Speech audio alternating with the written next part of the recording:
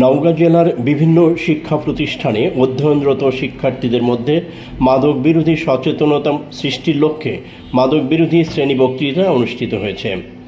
মঙ্গলবার দুপুরে 12:30 থেকে মহাদেবপুর উপজেলার চান্দা আইডিয়াল উচ্চ বিদ্যালয় মিলনায়তনে জেলা মাদকদ্রব্য নিয়ন্ত্রণ অধিদপ্তর আয়োজিত এই অনুষ্ঠানে প্রধান অতিথি হিসেবে উপস্থিত ছিলেন মহাদেবপুর উপজেলা পরিষদের ভাইস চেয়ারম্যান আহসান হাবিব।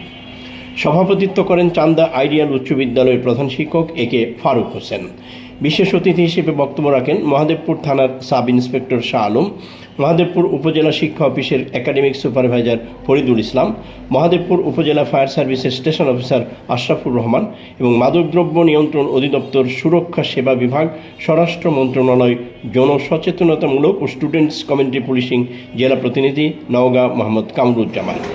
পরে ওই শিক্ষা প্রতিষ্ঠানের শিক্ষার্থীদের মধ্যে শিক্ষা সামগ্রী বিতরণ করা হয়।